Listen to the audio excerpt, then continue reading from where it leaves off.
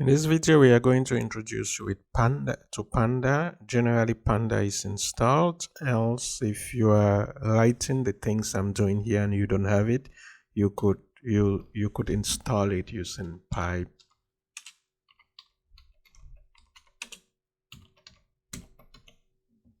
And you run it. That's only if you write the things I'm writing and you have mistakes.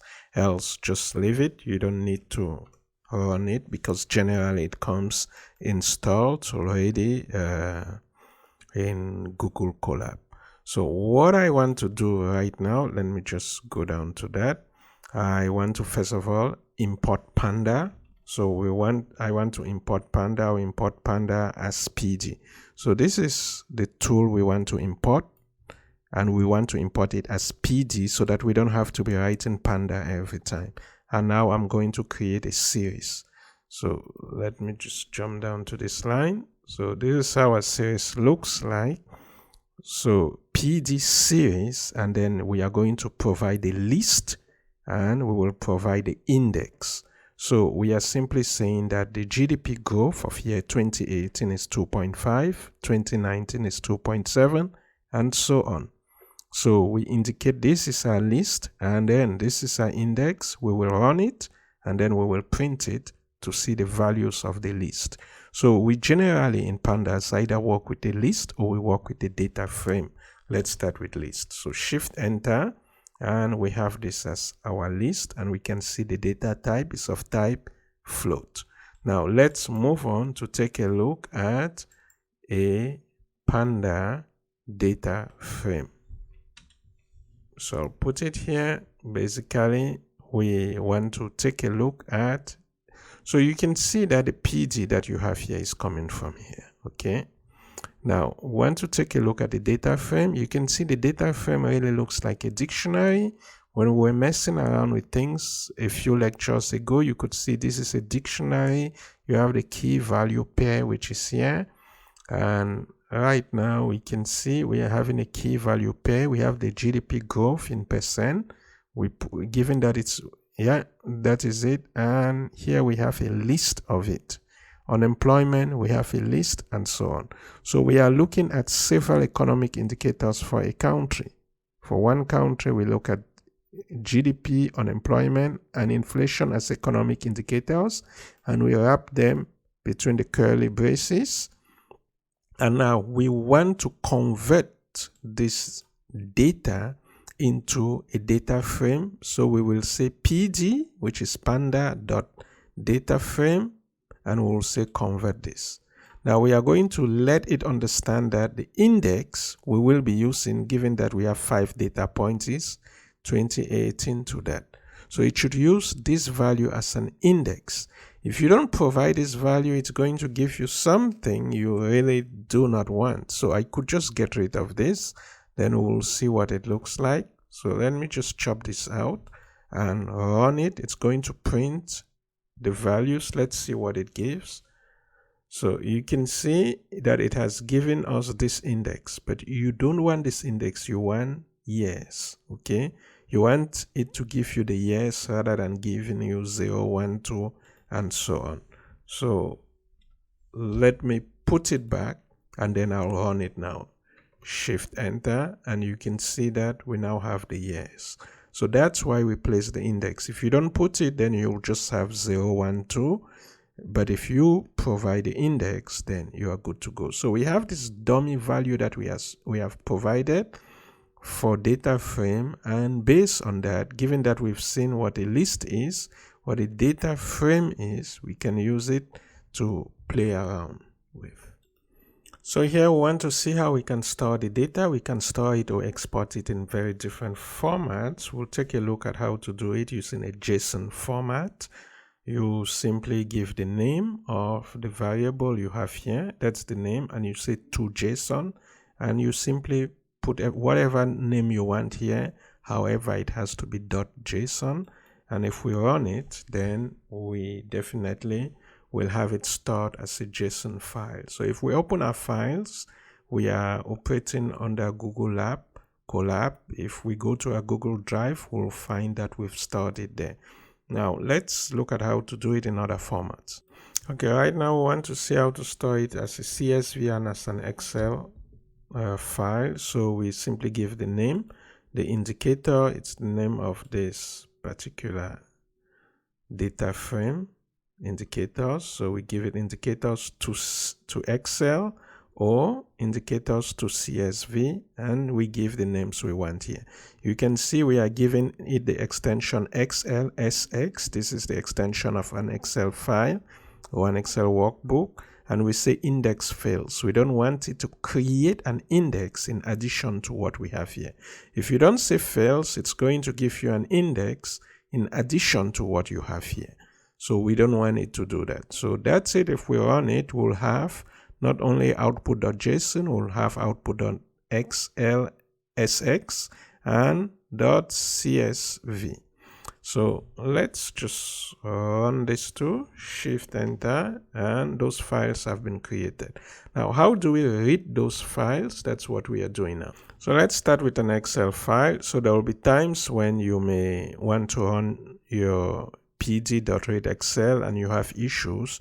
You should do the pipe install. You should install this, okay?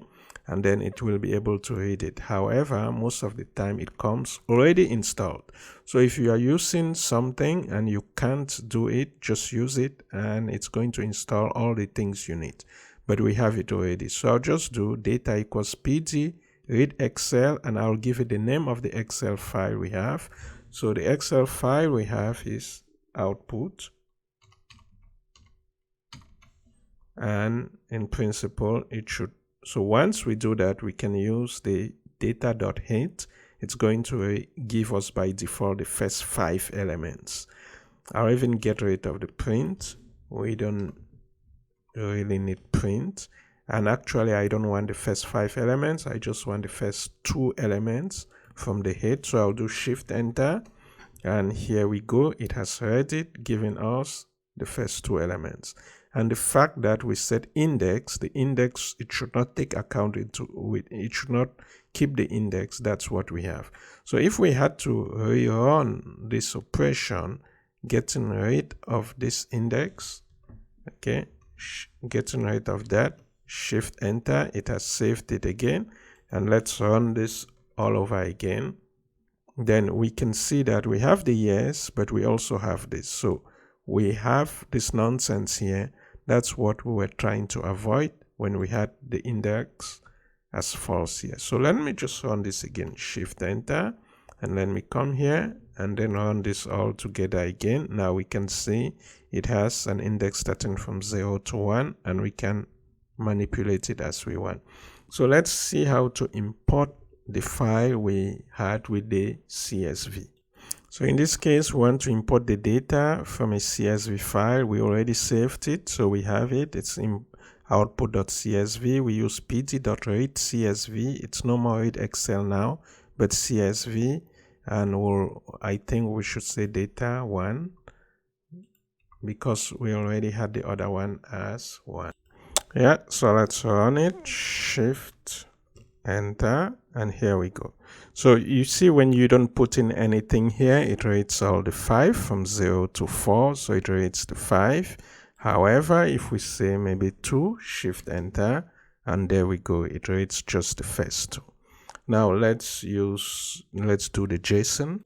So in this case, we are going to read the data, the JSON data we had initially saved, and we'll just read the first. So you can see we have 1, 2, 3. You see the JSON saved it exactly the way it was originally. So JSON is a pretty cool way to save your data if you want it to look as it was originally. You also have the pickle that also does exactly the same thing. It doesn't alter the initial format. So right now we are going to create some synthetic data and we'll use it for data cleaning. So right now what I'm going to do, I'll come here and click on text, and for text I'll just give it 2 hashtags and I'll say data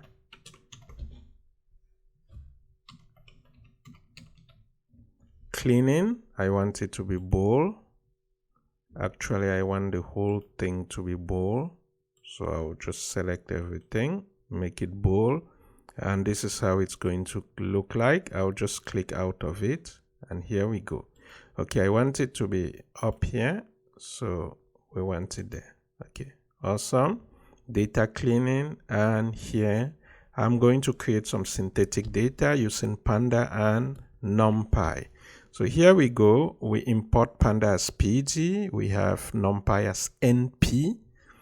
And I want to create a data frame with messy data. So I go with country. These are the countries. And we have the none. We have an empty space. And here we have the GDP growth.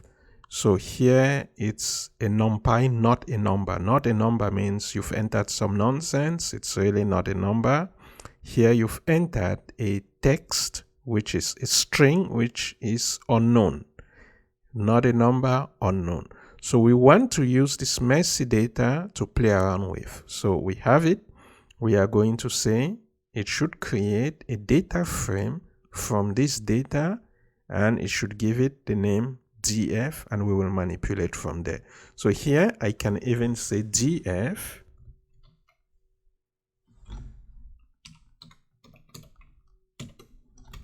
.head 2, or I'll just leave and I'll do shift enter, and there we go. It's created the thing. You can as well say tail. Tail means it should give you the last, let's say tail 2, the last 2, head 2, the first 2. Okay, so let's do head 2. It gives you the first 2. If I do tail 2, it gives me the last 2 of what we have. So the first thing we want to do is to see how to handle missing data. Okay, so we want to fill in values with 0. So wherever we have missing data, we want to fill it with a 0. So here I'll just take off this 2 so that we can clearly see what's there. Shift enter. Then we can see what we have here. Then we can see how we fill in things with 0. So I'll do shift enter, and so hold on, this is where I should do it. So you can see that here, for example, you had not a number, and here you have unknown. Wherever you had not a number, it has been filled with zeros, but the unknowns are still there, okay, because it's not a missing value. Now you could as well change it so that so I could run it all over again. I could change this and say fill it with 100. And then it's going to fill wherever you have the 0. So wherever you have the not a number, it's going to fill it with the value you've put there. So that's just how it goes. So we have the data frame. We say fill the not a number with whatever value we have here, so that because it's difficult to run things using the not a numbers, you want to put in something that makes sense. But that's not just the only way to deal with missing values. We'll see some more as we move on. So in this situation, we want to see that we could drop off the missing rows. So for example, wherever you have this, where you have India, you could drop it off. So wherever you have the missing values, you could drop it off. Okay, so let's run it. And you'll find that India is gone, okay, because we've dropped it off. We are printing the whole thing. You can see that it's gone. However, initially here you had all the 6 data points. You had India. India had the missing things. Here it's basically gone. Now we want to see how to replace values. So example, wherever you have unknown, how can we replace it? It's a very useful approach. We are going to be using that once we start analyzing real data from Statistics Canada.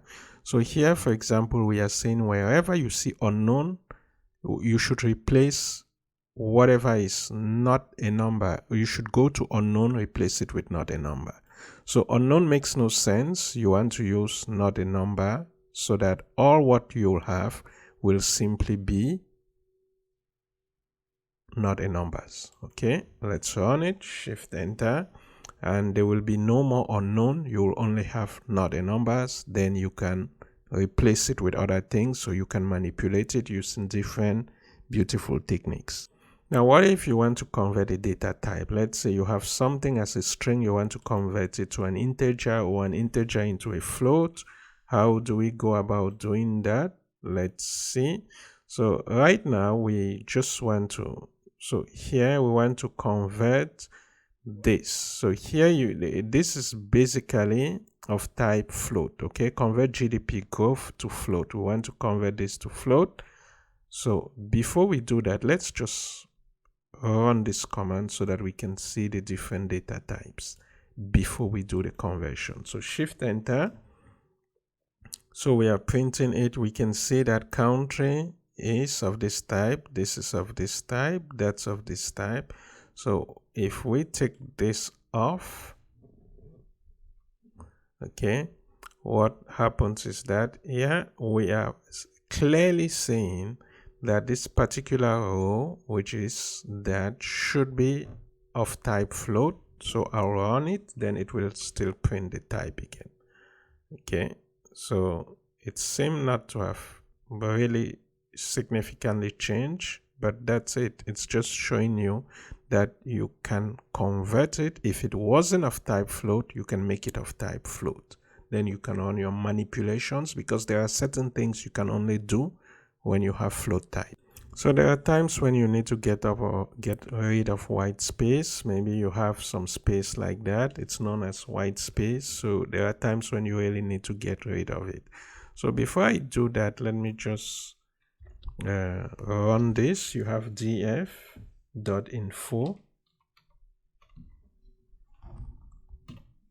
shift enter, and it gives you information about the different types. You can see the non-nulls.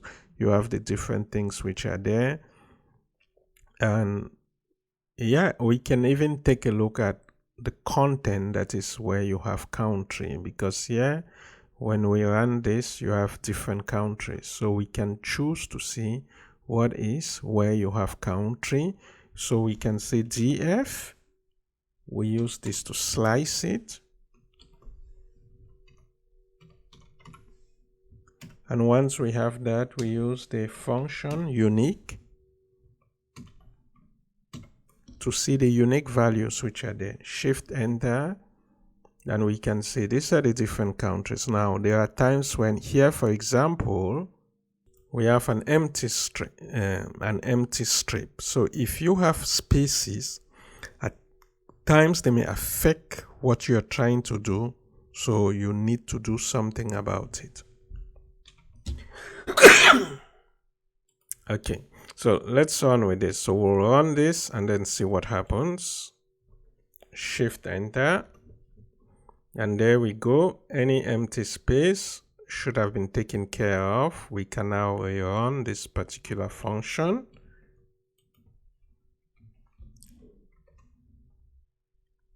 And we'll see that the empty space that was here is no more in existence. You can see it has been taken care of.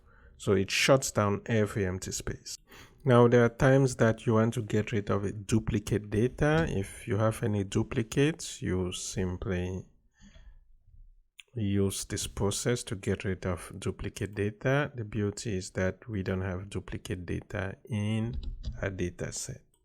So once you run this function, it's going to drop any duplicate, and it's going to give you your value with no duplicate. The beauty is that we really do not have any duplicate in a data set. Now, what if we want to rename some of the columns we have? For example, if we want to rename this into that. So here you just create this where you indicate the original and the new. The original and the new. Okay, and then you can proceed to do your renaming. Let me just make sure I don't have an error. That's it. So df, we use the function rename, and we say we want to rename the columns, and that's what we are doing. This is a very interesting we will be using this all the time when we are messing around with the data from Statistics Canada. And then we can now run df. We can even say dot columns, and then you can see the value that is there. We have this.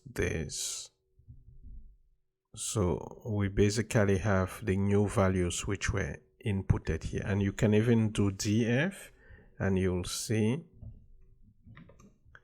that now the titles of your columns clearly look different from the ones you have initially, because you've been able to rename things. Now, what happens if we want to use some filtering functions? These are extremely important. So we want, for example, the GDP growth rate that is greater than 2. Now you can see the growth rate here.